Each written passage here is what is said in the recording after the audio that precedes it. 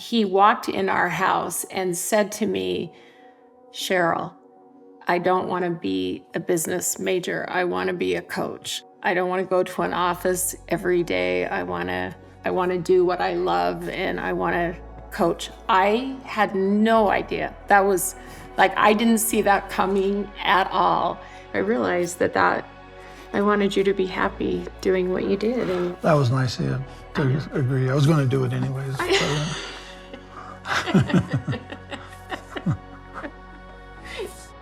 I'm committed to being the best coach here at BYU that I can possibly be. I'm committed to making this program the best program that it can be and make everyone proud. I'm committed to the values of this school, and I'm excited, and I'm ready to get started. Thank you very much.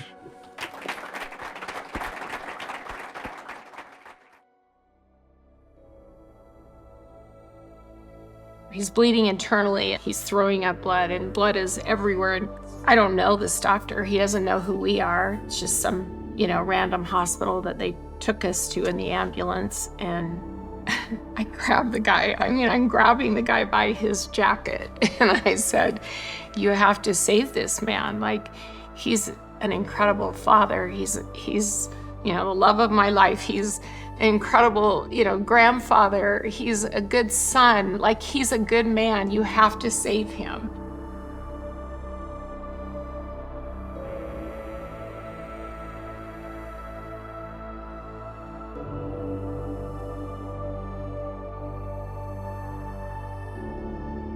Thinking about him coming back and coaching after that initial diagnosis and almost losing his life in that hospital and undergoing surgery and then having a pulmonary embolism. But I'm thinking of the administration that believed that he could still do it.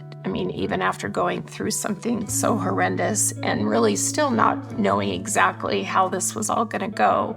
A memorable season for the BYU men's basketball team this past winter as they saw a courageous coach overcome the odds, a record-setting performance on the road, and finally putting an end to that pesky 17-year drought. BYU advanced at the NCAA tournament in back-to-back seasons for the first time in school history. It's a really good feeling when the committee thinks you're one of the best teams in the country to be in their tournament, so I'm excited about that. But if the season had to end, it may as well end in the big dance.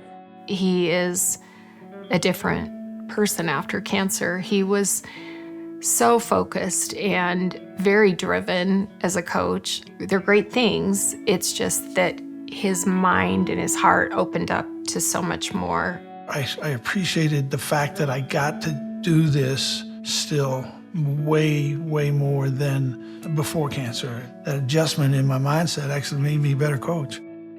For the first 4.5 years, he had negative scans, and we were 6 months away from 5 years where they would say your tumor is NED, and all we wanted was a NED, no evidence of disease. And at the 4.5 month mark when we came back in, he had tumors. And since then, they've continued to come, and over the years, he's managed to keep coaching. When he was coaching it, no one understood what he was going through, getting surgeries, coming back from them, all the symptoms and the sicknesses and the doctor appointments and the scans, and they were working around his schedule and recruiting and camps and the whole thing. The fact that they won so much, so inspiring. BYU's here for the 7th time in 8 years, correct? 7th in the last 8 and 7 in Dave Rose's 9-year tenure. We are now joined live by Dave Rose making his 8th NCAA tournament appearance.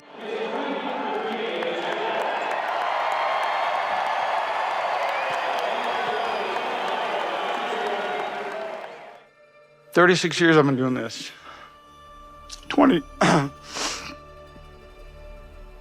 at BYU, 14 as the head coach, and today's the day that I'm going to retire. I'm 61 years old, and I still haven't worked a day in my life. I always thought that I knew that I would know when it was time, if that makes any sense.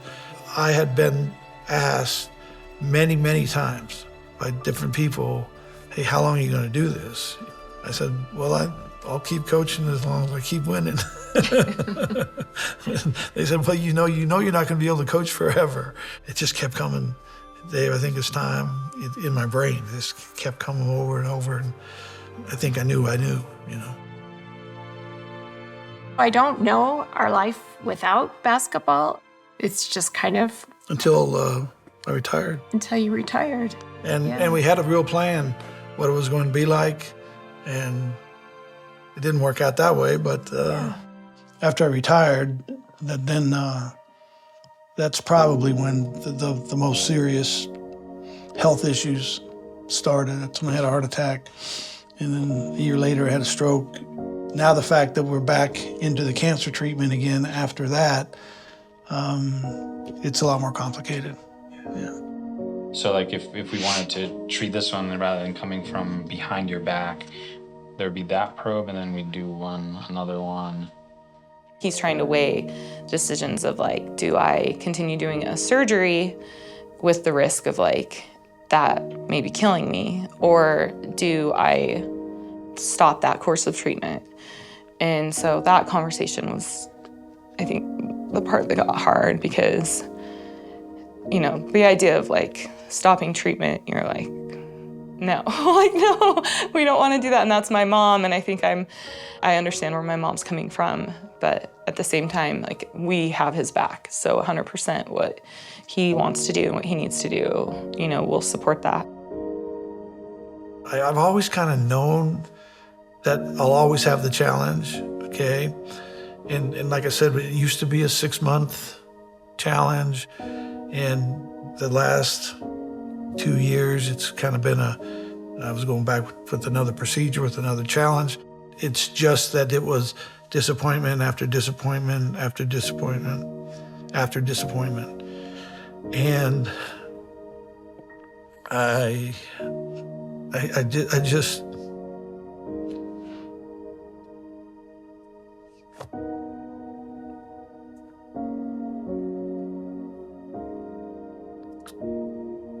I was just tired.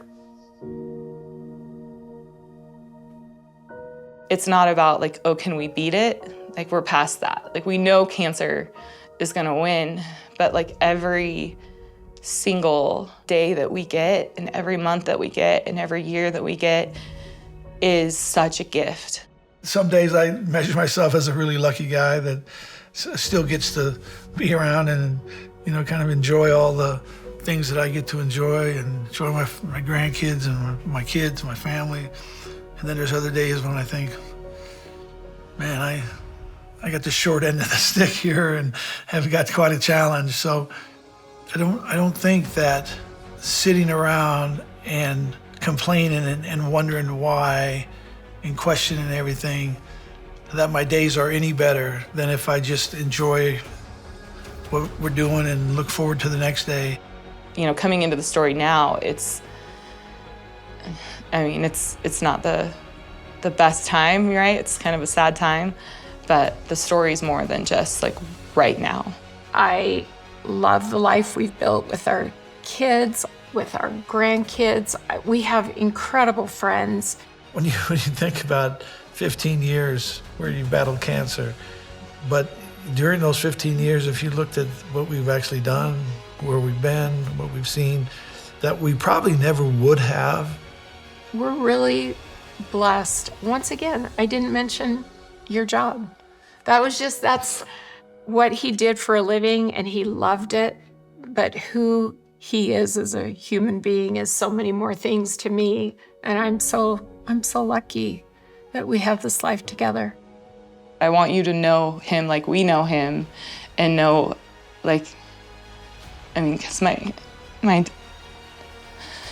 dad is like my hero, you know. Everything he did was to help our family succeed and our children succeed. And he always put me first. And I think he did that with his players and the people around him, his coaches. He always wanted them to succeed. And he sacrificed a lot to do that. There's a lot of ways to really dig into your challenge and what you do and how you do it, but don't forget about other things that are way more important.